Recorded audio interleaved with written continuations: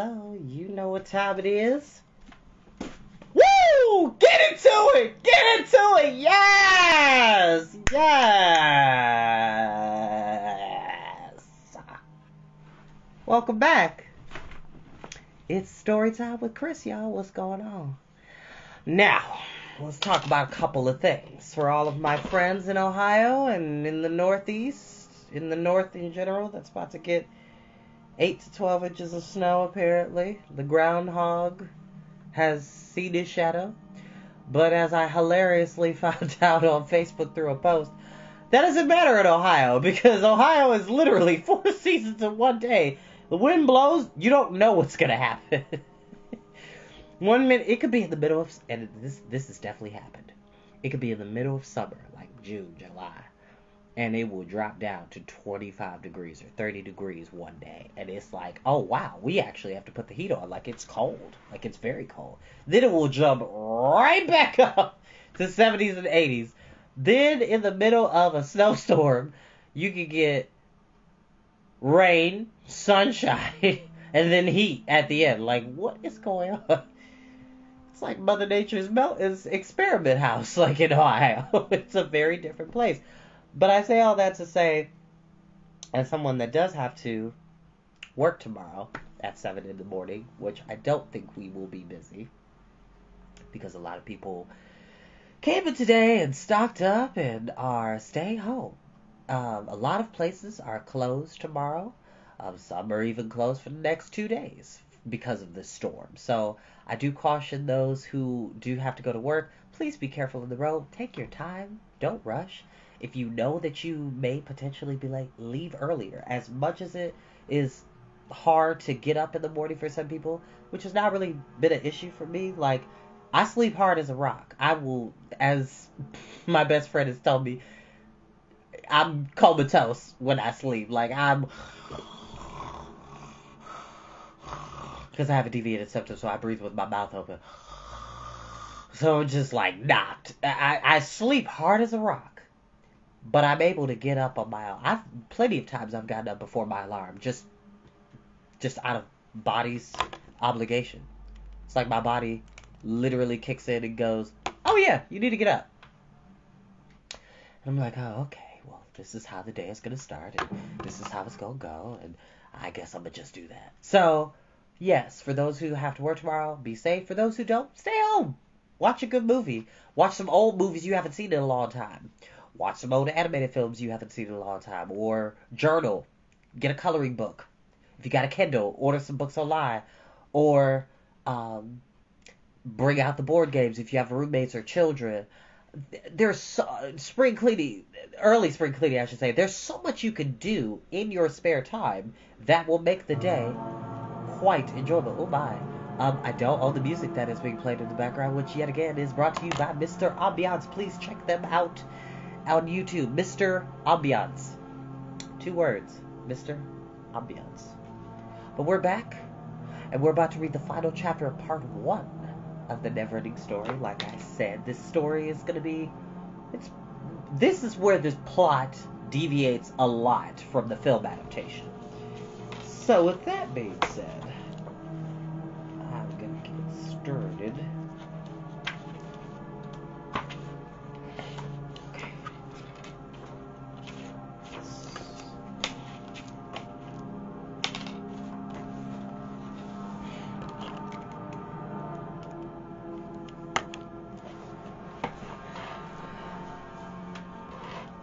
Got my tensor rings. I need to get a string so I can spin it. But shout out to my friend Nomad. They're awesome. Chapter 12. The Old Man of Wandering Mountain.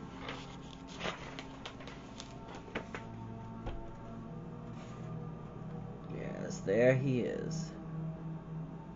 The Old Man of Wandering Mountain, which I pray to... Hey, Tabitha! Hi, sweetie! Thank you for watching. I pray to high heaven that someday, even though the author did not like... Oh, fun fact before I start this book. So, if anybody remembers watching the movie The Neverending Story, watching the second one, the third one, I don't even want to talk about because it is just god-awful. But for those who are familiar with the movie, the author hated the movie. Hated the movie. Thought it was not at all in line with his vision of how he wanted to be adapted in live action. He felt like they took a lot of liberties with his plot. And the author, Michael Ende, hated the movie of the Neverending Story. And then, after the second one came out, made it so that, at least while he was alive, I'm pretty sure he's still alive. I'll have to double check on that, actually. He made it so that nobody else is allowed to adapt this into a movie or a TV series. Which, honestly, at this point, with the technology we have in the film industry, I think it would be a bit remiss if one did not take the opportunity to adapt this truer to the book. And honestly, this could be better adapted into... There's a lot of content in this. So it would probably, in my opinion, be better adapted as a TV series. Something on HBO Max or Netflix. Like, give us 12, 13 episodes a season. Totally fine. You could totally do this in like 2, 3 seasons. 3 is pushing it a bit, but 2 seems to be viable enough to get the entirety of this world. A movie, you could totally do it, but like I said, we're about to read the final chapter of part 1, and then we'll transition into part 2 tomorrow. Okay, get my glasses on.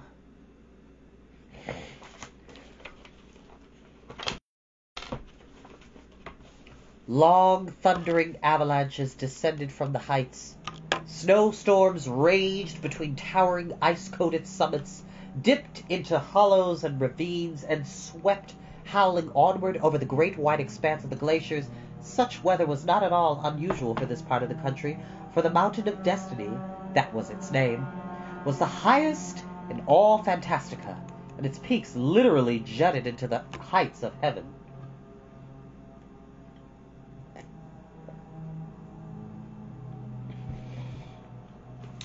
Not even the most intrepid mountain climbers ventured into these fields of everlasting ice. It had been so very, very long since anyone had succeeded in climbing this mountain that the feat had been forgotten. For one of Fantastica's many strange laws decreed that no one could climb the Mountain of Destiny until the last successful climber had been utterly forgotten.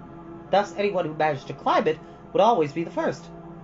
No living creature could survive in that icy waste, except for a handful of gigantic ice glumps, who could barely be called living creatures, for they moved so slowly that they needed years for a single step and whole centuries for a short walk. Which meant, of course, that they would only associate with their own kind and knew nothing at all about the rest of Fantastica. They thought of themselves as the only living creatures in the universe. Consequently, they were puzzled to the point of consternation when they saw a tiny speck twining its way upward over perilous crags and razor-sharp ridges, then vanishing into deep chasms and crevices, only to reappear higher up. That speck was the childlike Empress's glass litter, still carried by 4 of her invisible powers. It was barely visible, for the glass it was made of looked very much like ice, and the childlike Empress's white gown and white hair could hardly be distinguished from the snow round about. She had traveled many days and nights. The 4 powers had carried her through blinding rain and scorching sun, through darkness and moonlight, onward and onward, just as she had ordered. No matter where. She was prepared for a long journey and all manner of hardships, since she knew that the old man of Wandering Mountain could be everywhere, or still the 4 powers were not guided entirely by chance in their choice of an itinerary. As often as not, the Nothing, which had already swallowed up whole regions, left only a single path open. Sometimes the possibility narrowed down to a bridge, a tunnel, or a gateway, and sometimes they were forced to carry the litter with the deadly ill Empress over the waves of the sea. These carriers saw no difference between liquid and solid. Tireless and persevering, they had finally reached the frozen heights of the Mountain of Destiny, and they would go on climbing until the childlike Empress gave them another order, but she still lay on her cushions. Her eyes were closed, and she said nothing. The last words she had spoken were the "no matter where" she had said on leaving the ivory tower. The litter was moving through a deep ravine, so narrow that there was barely room for it to pass. The snow was several feet deep, but the invisible carriers did not sink in or even leave footprints. It was very dark at the bottom of this ravine, which admitted only a narrow strip of daylight. The path was on a steady incline, and the higher the litter climbed, the nearer the daylight seemed. And then suddenly the walls leveled off, opening up a view of a vast white expanse. This was the summit, for the Mountain of Destiny culminated not, like most other mountains, in a single peak, but in this high plateau which was as large as a whole country. But then, surprisingly enough, a smaller, odd-looking mountain arose in the midst of the plateau. It was rather tall and narrow, something like the Ivory Tower, but glittering blue. It consisted of innumerable strangely shaped stone teeth, which jutted into the sky like great inverted icicles, and about halfway up the mountain 3 such teeth supported an egg the size of a house. Behind the egg, large blue columns resembling the pipes of an enormous organ rose in a semicircle. So like this. Yeah, there we go. That would be properly how it's shaped, like a semicircle. The great egg had a circle opening which might have been a door or a window, and in that opening a face appeared. The face was looking straight at the litter. The childlike empress opened her eyes. "Stop," she said softly. The invisible powers stopped. The childlike empress sat up. "It's the old man of Wandering Mountain," she said. "I must go the last stretch of the way alone. Whatever may happen, wait here for me." The face in the circular opening vanished. The childlike empress stepped out of the litter and started across the great snowfield. It was hard going, for she was barefooted and there was an icy crust on the snow. At every step she broke through and the ice cut her tender feet. The wind tugged at her white hair and her gown. At last she came to the blue mountain and stood facing the smooth stone teeth. The dark circular opening disgorged a long ladder, which longer than they could possibly have been room for in the egg. It soon extended to the foot of the blue mountain, and when the childlike empress took hold of it, she saw that it consisted of letters, which were fastened together. Each rung of the ladder was a line. The childlike empress started climbing, and as she climbed from rung to rung, she read the words, turn back, and go away. For come what will and come what may, never at any time or place must you and I meet face to face. To you alone, O childlike one, that way is barred to you alone. Turn back, for never shall beginning seek the end of all. The consequence of your intrusion can only be extreme confusion. She stopped to rest and looked up. She still had a long way to go. So far, she hadn't even gone halfway. "Old man of Wandering Mountain," she said aloud, "if you don't want us to meet, you needn't have written me this ladder. It's your disinvitation that brings me." And she went on climbing. What you achieve and what you are is recorded by me, the chronicler. Letters unchangeable and dead freeze what the living did and said. Therefore, by coming here to me, you invite catastrophe. This is the end of what you once began. You never will be old, and I, old man, was never young. What you awaken, I lay to rest. Be not mistaken. It is forbidden that life should see itself in dead eternity. Again she had to stop to catch her breath. But then the childlike empress was high up, and the ladder was swaying like a branch in the snowstorm. Clinging to the icy letters that formed the rungs of the ladder, she climbed the rest of the way, which is kind of ironic considering that there's an ice storm coming tomorrow. But if you still refuse to heed the warning of the ladder's screed, if you are still prepared to do what in time and space is forbidden you, I won't attempt to hold you back, then welcome to the old man's shack. When the childlike empress had those last rungs behind her, she sighed and looked down. Her wide, white gown was in tatters, for it had caught on every bend and crossbar of the message ladder. Oh well, she had known all along that letters were hostile to her. She felt the same way about them. From the ladder she stepped through the circular opening in the egg. Instantly it closed behind her, and she stood motionless in the darkness, waiting to see what would happen next. Nothing at all seemed to happen for quite some time. At length she said softly, "Here I am." Her voice echoed as in a large empty room, or was it another much deeper voice that had answered her in the same words? Little by little she made out a faint reddish glow in the darkness. It came from an open book which hovered in mid-air at the center of the egg-shaped room. It was tilted in such a way that she could see the binding, which was of copper-colored silk, and on the binding, as on the gem which the childlike empress wore around her neck, she saw an oval formed by 2 snakes biting each other's tail. Inside this oval was printed the title, The Neverending Story. Bastian's thoughts were in a whirl. This was the very same book that he was reading. He looked again. Yes, no doubt about it. It was the book he had in his hand. How could this book exist inside itself? The childlike empress had come closer. On the other side of the hovering book she now saw a man's face. It was bathed in a bluish light. The light came from the print of the book, which was bluish-green. The man's face was as deeply furrowed as if it had been carved in the bark of an ancient tree. His beard was long and white, and his eyes were so deep in their sockets that she could not see them.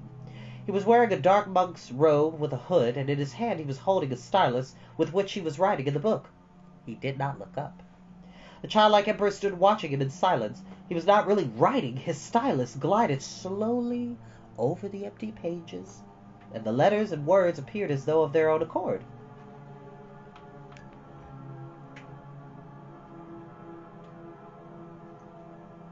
The childlike empress read what was being written, and it was exactly what was happening at that same moment. The childlike empress read what was being written.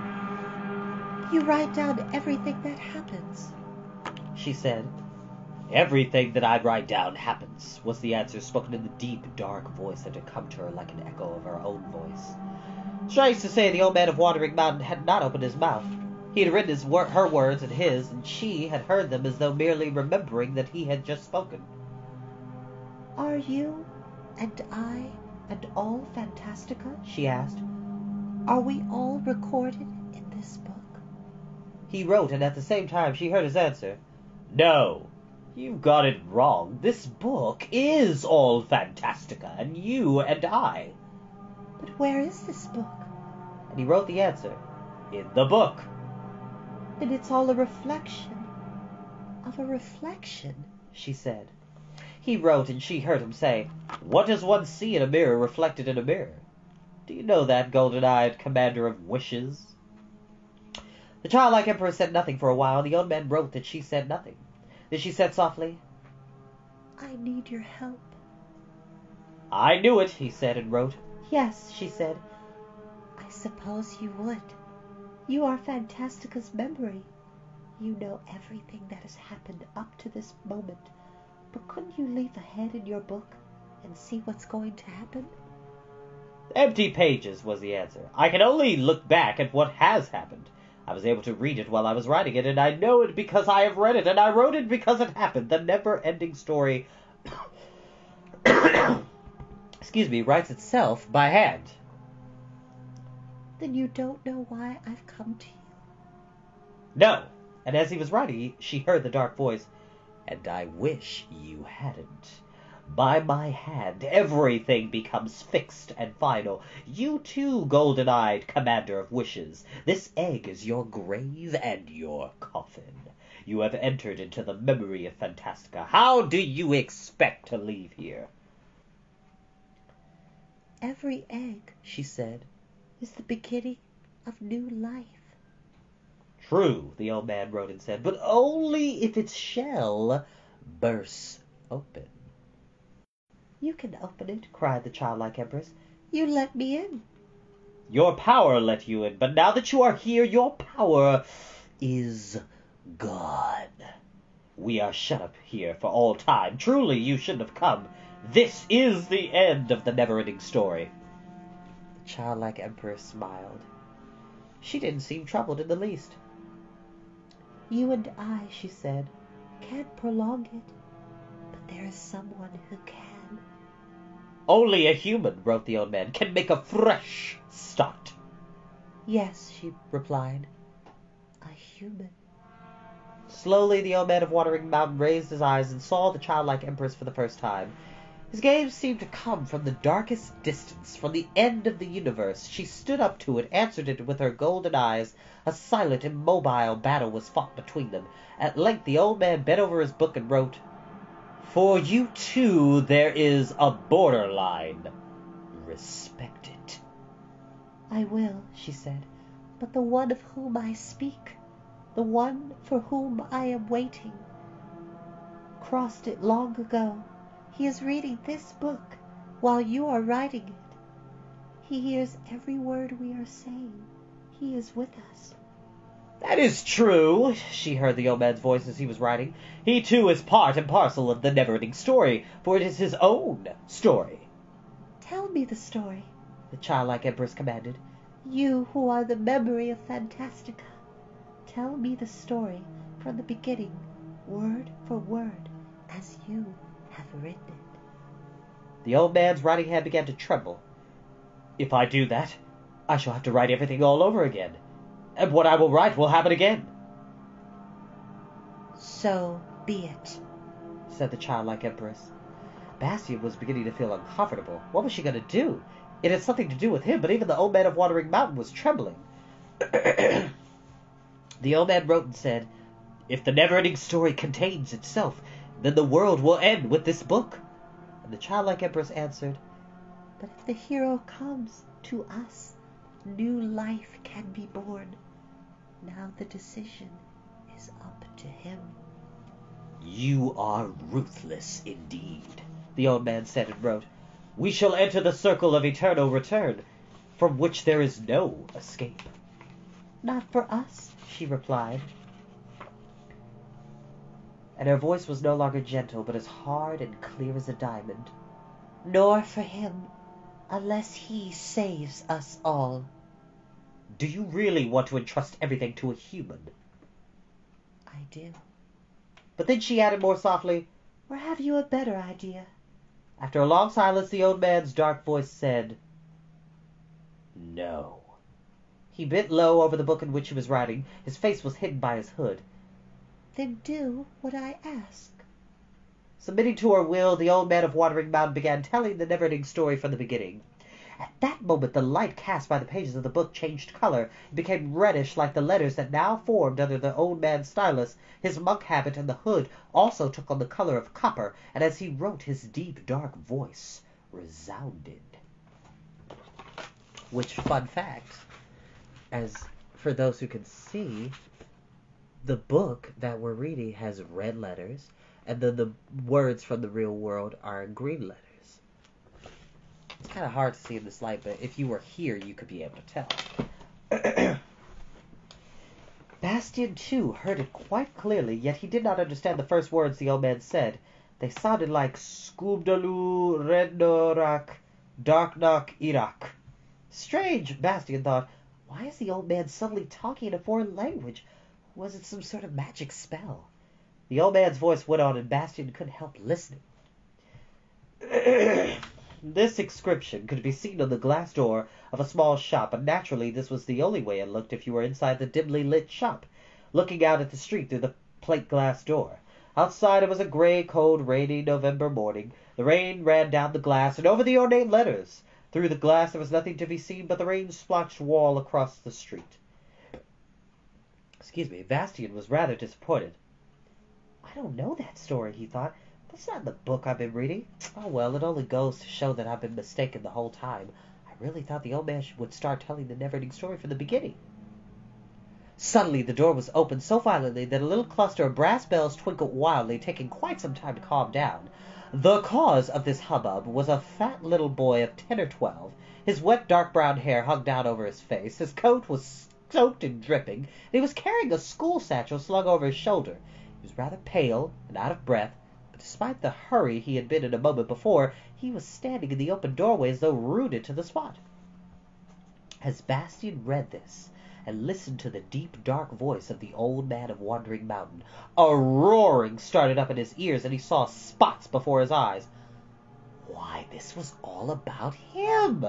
It was the never-ending story. He, Bastian, was a character in the book which until now he had thought he was reading, and heaven only knew who else might be reading it at the same exact time, also supporting himself to be just a reader.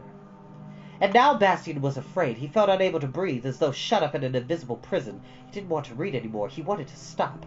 But the deep, dark voice of the old man of Wandering Mountain went on, and there was nothing Bastian could do about it. He held his hands over his ears, but it was no use, because the voice came from inside him. He tried desperately to tell himself, though he knew it wasn't true, that the resemblance to his own story was some crazy accident.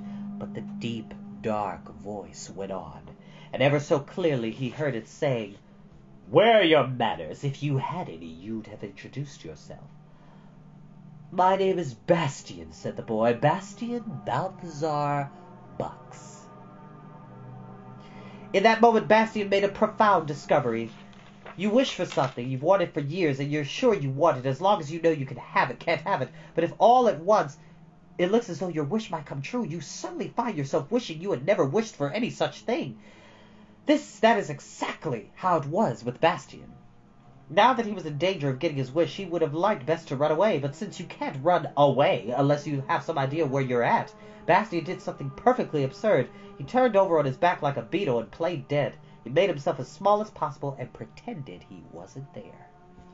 The old man of Wandering Mountain went on telling and writing the story of how Bastian had stolen the book, how he had fled to the schoolhouse attic and began to read, and then Atreyu's quest began all over again. He spoke with Morla, the aged one, and found Falcor and Yagramul's net beside the deep chasm, and heard Bastian's cry of fear. Once again he was cured by old Urgel, and lectured by Iggywalk. He passed through the 3 magic gates, entered into Bastian's image, and spoke with Eulala.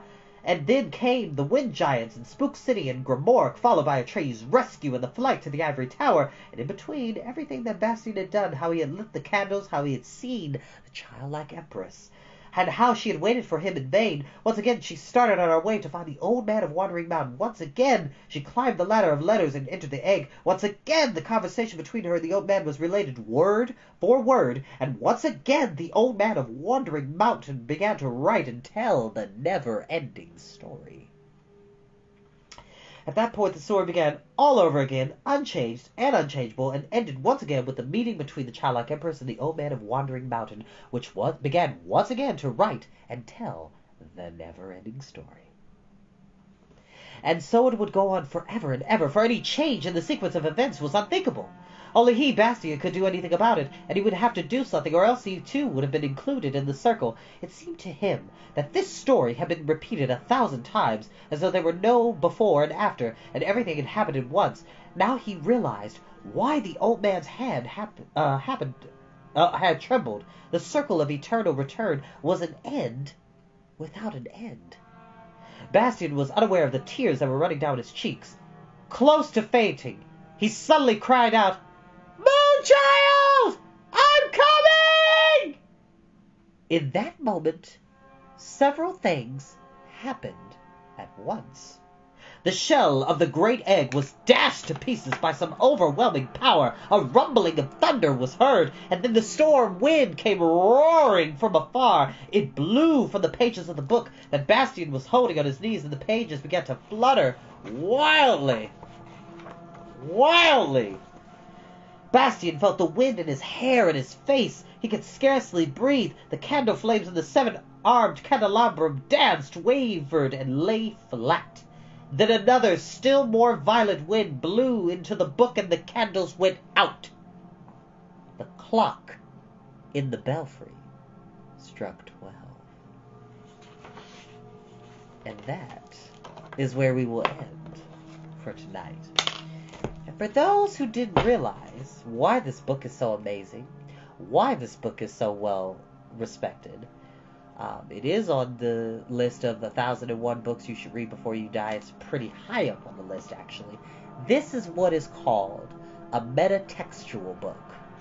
So what that means, when something is meta or metaversal, it is Okay, I'll give you all a prime example. So DC Comics, shout out to them, love DC Comics, love Marvel, but actually have a lot more respect for DC. Especially with their inclusion of black and brown superheroes and supervillains and LGBT superheroes and supervillains. DC has always had a multiverse. They were the ones who invented that idea well before Marvel. And they have 52 different Earths. And each Earth has the same characters you know and love, but a little different than what you remember. Each iteration of each Earth is different. The timeline is different. The age of certain characters are different. But here's the thing. There is the multiverse, and then there is the metaverse in DC Comics. We, the reader, reading these comics, are a part of the metaverse. We are a level of consciousness that is aware of this fictional world. And there are characters in DC Comics that are aware of the metaverse or work with the metaverse, meaning they know they are fictional and are self-aware that their universe, their multiverse is all pages in a comic, but also help out the metaverse to realize that we are also involved in this story. So basically, I say all that to say that as Bastian is a character in this story, we, the reader, me, am also a character in the story. Because not only am I reading about Bastian's adventures, somebody else in another plane of consciousness is reading about me reading about Bastian's adventures. It's a story within a story within a story, which is why the Childlike Empress is like a reflection within a reflection. Because if you put a mirror up to another mirror, it'll be an infinitum of reflections. A reflection within a reflection within a reflection within a reflection. Say that 3 times fast. And that's the beauty of this story, is that while we are living life, somebody somewhere in another part of the universe or another plane of existence is reading our story. And it never ends. See? You see? I'll see you all next time.